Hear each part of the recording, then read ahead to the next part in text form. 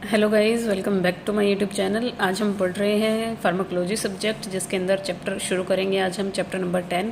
Chapter का जो नाम है वो रहेगा आपका drug acting on blood and blood forming organs. ठीक है, ब्लड के ऊपर कौन कौन सी दवा हैं जो एक्ट करती हैं उनके बारे में आज हम पढ़ेंगे।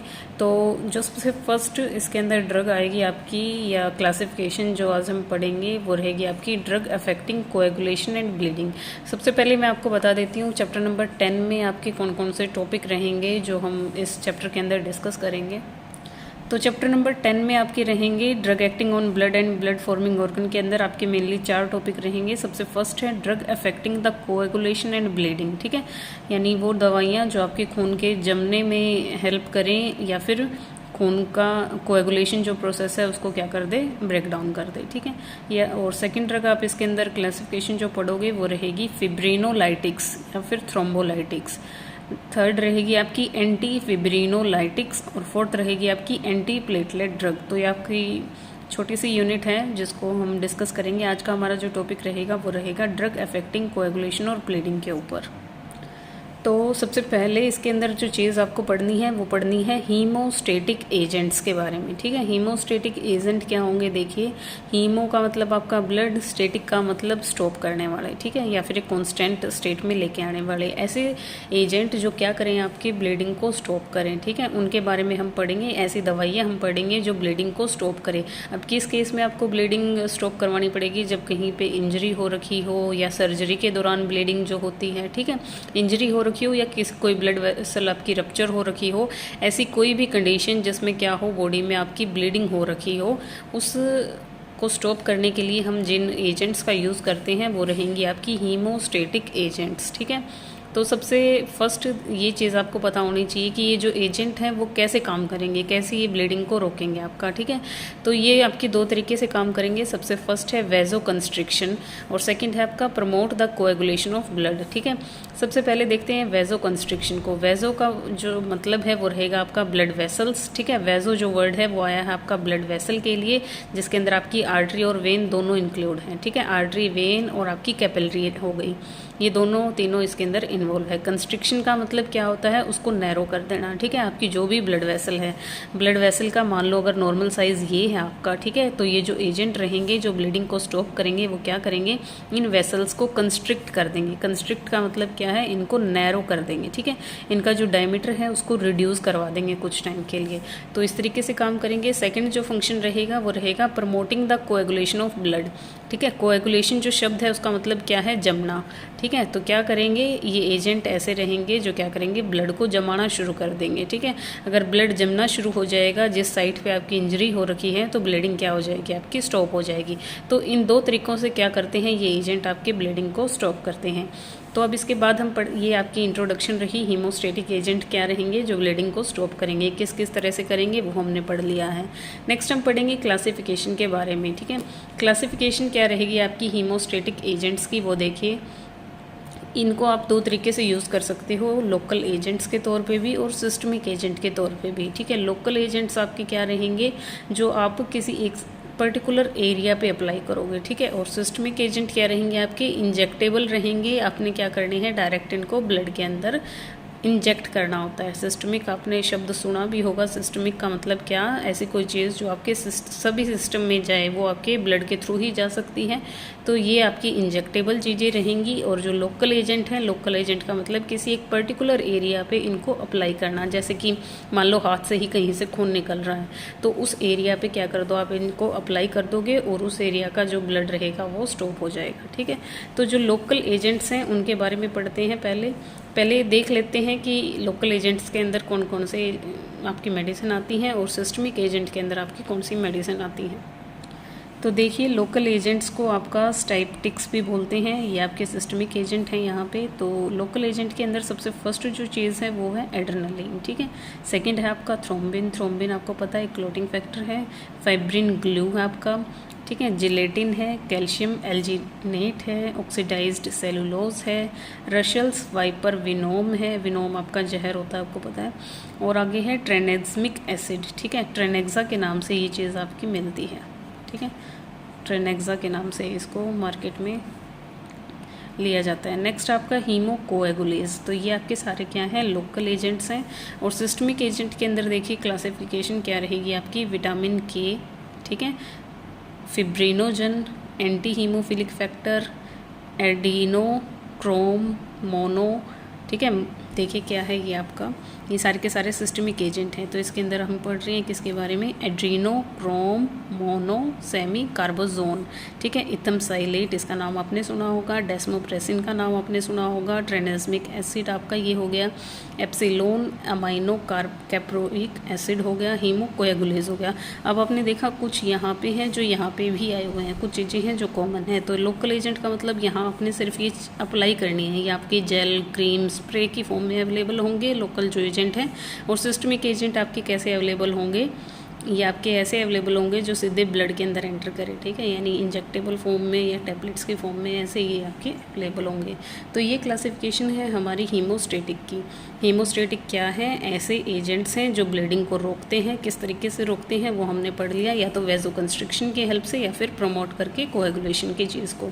तो अब लोकल हीमोस्टेटिक एजेंट्स के बारे में हम डिटेल में पढ़ते हैं। देखिए, तो लोकल एजेंट्स जो आपके रहेंगे वो क्या रहेंगे, ये ऐसी ड्रग रहती हैं जो कॉमनली यूज़ की जाती हैं to control the bleeding from, कहाँ से ब्लीडिंग को कंट्रोल करना है या स्टॉप करना है, कहाँ पे ये चीज़ें आप दोगे। तो सबसे फर्स्ट है कैपिलरीज, ठीक है, अगर कैपिलरीज से कोई ब्लीडिंग हो रही है या फिर माइन्यूट वेसल्स से कहीं पे कोई ब्लीडिंग हो रही है, ठीक है, तो ऐसी जगह पे जहाँ पे कैपिलरीज या माइन्यूट वेसल्स में क्या हो गया आपका रप्चर या इंजरी हो गई है और वहाँ से ब्लीडिंग हो रही है और उसको आपने कंट्रोल करना है, तो आप किन एजेंट्स का यूज़ करोगे, लोकल एजेंट्स का यूज़ करोगे, ठीक है। इसमें आपको ब्लीडिंग के एग्जाम्पल भी बताए गए हैं, bleeding from the tooth extraction, ठीक है। देखिए जैसे ही आप कोई दांत निकलवाते हो या जाड़ निकलवाते हो, ठीक है, उस दौरान जो ब्लीडिंग होती है उसको स्टॉप करने के लिए आप लोकल एजेंट्स का यूज़ कर सकते हो। या फिर अब्रेशन आपको बताया गया है, अब्रेशन का मतलब क्या है, कहीं पे कोई खरोंच लग जाए, ठीक है, मान लो खेलते हुए ही किसी को चोट लग जाए या फिर कोई और लोहे की चीज़ लग जाए, उस चीज़ एब्रेशन यानी एक तरीके से खरोंच आप इसको बोल सकते हो, माइनर कट आपकी स्किन में लग जाए, ठीक है। नेक्स्ट एग्जाम्पल आपको बताया है एपिस्टेक्सिस का। एपिस्टेक्सिस का मतलब आपको पता है नोज़ ब्लीडिंग इसको आप बोलते हो, ठीक है। नोज़ ब्लीडिंग भी कब होती है, जब नोज़ में आपको पता है आपकी माइन्यूट वेसल्स होती हैं, उनके अंदर अगर इंजरी हो जाती है तब वहाँ से आपको क्या देखने को मिलेगा, नोज़ ब्लीडिंग, ठीक है। तो जब कैपिलरीज या माइन्यूट वेसल के अंदर इंजरी हो जाए किसी तरीके की जिसकी वजह से ब्लीडिंग हो रही हो, तो उन ब्लीडिंग को रोकने के लिए हम लोकल एजेंट्स का यूज़ करते हैं। तो सबसे फर्स्ट इसके अंदर हम पढ़ते हैं एड्रेनलिन के बारे में, ठीक है। एड्रेनलिन क्या है, हमारा एक लोकल एजेंट की तरह हम इसको यहाँ पे यूज़ करेंगे। इसका जो मैकेनिज्म ऑफ एक्शन रहेगा वो रहेगा आपका इट कोज वेजो कंस्ट्रिक्शन, ठीक है। देखिए हमने दो ही चीज़ें पढ़ी थी, क्या, एक तो कि हीमोस्टेटिक एजेंट या तो वेजो कंस्ट्रिक्शन करके ब्लीडिंग को स्टॉप करेंगे या फिर प्रमोट करके कोएगुलेशन ब्लड को, ठीक है, या तो खून के जमने की क्लोटिंग जो प्रोसेस है उसको शुरू करवा देंगे या फिर वेसल्स को कंस्ट्रिक्ट कर देंगे। ये मैकेनिज्म ऑफ एक्शन ही है इन एजेंट्स का। तो यहाँ पे जो एड्रेनलिन है वो आपका किस एक्शन को फॉलो कर रहा है, ये वेजो कंस्ट्रिक्शन वाले एक्शन को फॉलो कर रहा है, ठीक है। वेजो कंस्ट्रिक्शन मैंने आपको समझाया भी था कि मान लो ये कोई वेसल है, इसके अंदर कहीं कोई इंजरी हो रखी है, ठीक है, तो ये जो एड्रेनलिन है ये आपका क्या करेगा, इस वेसल का जो डायमीटर है उसको क्या कर देगा, रिड्यूस कर देगा, ठीक है। उसके बाद देखिए जो इसकी डोजेस फॉर्म रहेगी वो कैसे रहेगी, आपने क्या करना है, एड्रेनलिन को एक पहले आपने कॉटन पैड लेना है, ठीक है, रुई का छोटा सा पैड लेना है, उसको सोक करना है एड्रेनलिन के अंदर, ठीक है। कितने एड्रेनलिन के अंदर, 0.1% के अंदर, ठीक है। एड्रेनलिन के सोल्यूशन के अंदर आपने कॉटन पैड को सोक किया, ठीक है, और उसको आप यूज़ करोगे उस साइड पे जहाँ से ब्लीडिंग हो रही है, ठीक है। तो ये इसका यूज़ रहेगा आपका।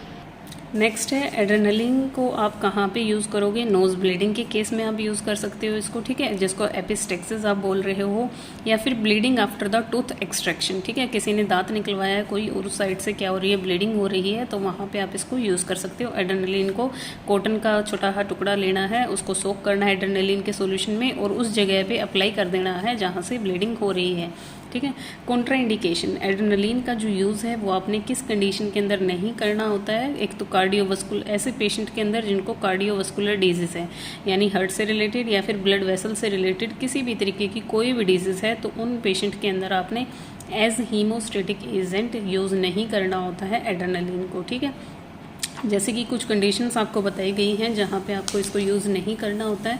सबसे फर्स्ट है हाइपरटेंशन, सेकंड है अरिदमियास। हाइपरटेंशन आपको पता है जब आपका ब्लड प्रेशर क्या हो जाए, मोर देन नॉर्मल हो जाए, उसको आप हाइपरटेंशन बोलोगे।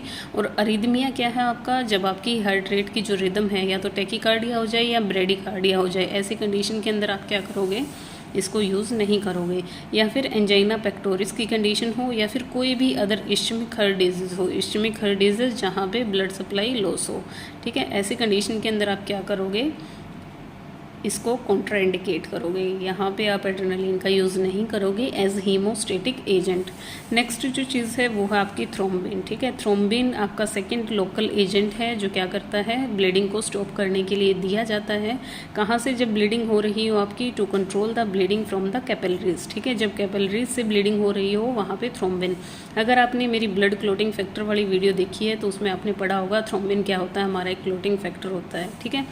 तो देखिए साइड इफ़ेक्ट इसको यूज़ करने के क्या रहेंगे आपकी, हाइपर सेंसिटिविटी रिएक्शन इसकी वजह से हो सकती है। और इस थ्रोम्बिन को कभी भी इंजेक्शन की फॉर्म में अप्लाई नहीं करना चाहिए, ये इसकी कॉन्ट्राइंडिकेशन आपको बताई गई है। थर्ड जो हमारा एजेंट है वो रहेगा फाइब्रिन ग्लू, ठीक है। फाइब्रिन ग्लू क्या करता है आपका, देखिए फाइब्रिन ग्लू क्या करता है, ये जो ग्लू है इसके अंदर कुछ एलिमेंट्स आपके प्रेजेंट होते हैं। सबसे फर्स्ट इसके अंदर फिब्रिनोजन प्रेजेंट होता है, फैक्टर 8 प्रेजेंट होता है। फिब्रिनोजन भी आपका क्लोटिंग फैक्टर है, फैक्टर 8 भी आपका क्लोटिंग फैक्टर है, थ्रोम्बिन भी आपका क्लोटिंग फैक्टर है, कैल्शियम भी क्लोटिंग फैक्टर है, और अदर जितने भी क्लोटिंग कंपोनेंट हो गए वो क्या करते हैं, यहाँ आप उनको यूज़ करोगे। मतलब उन सबको मिला के आपका क्या बनाया गया है, फिब्रिन ग्लू बनाया गया है, ठीक है। तो देखिए इसका जो यूज़ रहेगा वो क्या रहेगा, कहाँ पे इस फिब्रिन ग्लू को यूज़ किया जाता है, bleeding during the surgical procedure, ठीक है। सर्जिकल प्रोसीजर के दौरान अगर कहीं पे ब्लीडिंग हो रही है तो वहाँ पे इसको यूज़ किया जाता है as local agent to control the bleeding from the site, ठीक है। फोर्थ हमारा जो लोकल एजेंट रहेगा वो रहेगा जिलेटिन। जिलेटिन आपका क्या है, हीमोस्टेटिक की तरह हम यूज़ करते हैं। कहाँ पे यूज़ करते हैं, सर्जिकल प्रोसीजर्स के अंदर यूज़ करते हैं। अब इसकी खास बात क्या है कि ये एब्जॉर्बेबल हीमोस्टेटिक है, यानी अगर आप इसको स्किन पे लगा रहे हो तो ये क्या हो जाएगा, एब्जॉर्ब हो जाएगा, ठीक है। इसीलिए ये आपका अवेलेबल होता है या तो स्पंज फॉर्म में या फिर फिल्म की फॉर्म में, यानी जिसको आप इजीली अप्लाई कर सको, ठीक है। और इसके एडवर्स इफेक्ट क्या रहेंगे आपके, इन्फेक्शन हो सकता है इसकी वजह से, क्योंकि ये एब्जॉर्बेबल है आपकी स्किन के अंदर। अगर ये एब्जॉर्ब हो जाएगा तो आगे आपके ये ब्लड के अंदर भी क्या चला जाएगा। या फिर इसकी वजह से आपको क्या देखने को मिल सकता है, फाइब्रोसिस आपको इसकी वजह से देखने को मिल सकता है, ठीक है। फिफ्थ हमारा जो लोकल एजेंट रहेगा वो रहेगा ऑक्सीडाइज्ड सेलुलोज, ठीक है। ऑक्सीडाइज्ड सेलुलोज भी आपका क्या है, एक लोकल हीमोस्टेटिक एजेंट है जो ब्लड को स्टॉप करने के लिए दिया जाता है। ये भी आपका एब्जॉर्बेबल टाइप का रहता है, ठीक है। और ये आपका अप्लाई करना चाहिए ड्राई, ठीक है। It should be applied dry so that it swells up, ताकि ये स्वेल अप हो जाए और हेल्प करे फॉर्मेशन ऑफ क्लॉट, ठीक है। ये भी क्या करता है, आपका क्लॉट बनाने की जो प्रोसेस है उसके अंदर हेल्प करता है, ठीक है। Use to control the bleeding from capillaries, अगर कैपिलरीज से कहीं पे या फिर आर्टेरियोल से, ठीक है। आर्टेरियोल्स आपको पता है सबसे स्मॉलेस्ट, जैसे वेन्योल वेन का सबसे स्मॉलेस्ट हिस्सा होता है, वैसे ही आर्टरियोल्स आपके क्या होते हैं, सबसे शॉर्ट हिस्सा होता है आपकी आर्टरीज का। तो जहाँ से आपकी आर्टरियोल्स या फिर कैपिलरीज से ब्लीडिंग हो रही हो, ठीक है, उस जगह से कंट्रोल करनी है तो आपने ऑक्सीडाइज्ड सेलुलोज आप दे सकते हो, ठीक है। और जहाँ पे लाइगेशन पॉसिबल ना हो, लाइगेशन का मतलब क्या, जोड़ना, ठीक है। जहाँ पे आप आर्टरियोल्स को जोड़ ना पाओ, ठीक है, लाइगेट ना कर पाओ, स्टॉप ना कर पाओ वहाँ से ब्लीडिंग, तब आप क्या करते हो, ऑक्सीडाइज्ड सेलुलोज का यूज़ करते हो। इसको लेने के बाद आपके जो साइड इफ़ेक्ट आपको देखने को मिल सकते हैं वो रहेगा टिश्यू नेक्रोसिस। टिश्यू नेक्रोसिस का मतलब जिस साइड पे आप इसको अप्लाई कर रहे हो वहाँ की जो सेल्स हैं वो क्या हो सकती हैं, आपकी डैमेज हो सकती हैं, ठीक है। टिश्यू के साथ साथ वहाँ की आपकी नर्व भी डैमेज हो सकती हैं और आपको वस्कुलर स्टेनोसिस भी देखने को मिल सकता है। वस्कुलर स्टेनोसिस का मतलब क्या रहेगा, आपका जो आपकी ब्लड वेसल रहेंगी उस हिस्से में वो क्या हो जाएंगी, आपकी नैरोइंग। स्टेनोसिस का मतलब होता है नैरो, ठीक है, तो वो आपकी नैरो हो जाएंगी। तो ये साइड इफ़ेक्ट आपके इसको लगाने के बाद आपको देखने को मिल सकते हैं। तो हमने पढ़े यहाँ पे आपके जो आपके मेन लोकल एजेंट्स थे हीमोस्टेटिक एजेंट के बारे में, वह ये हमने पढ़ लिया है। नेक्स्ट वीडियो के अंदर हम सिस्टमिक एजेंट्स के बारे में पढ़ेंगे, ठीक है। कौन कौन से ऐसे सिस्टमिक एजेंट हैं जो आपके यूज़ किए जाते हैं as haemostatic agents. So I hope आपको ये सब समझ आया होगा। थैंक यू गाइज, मिलते हैं नेक्स्ट वीडियो में नेक्स्ट टॉपिक के साथ।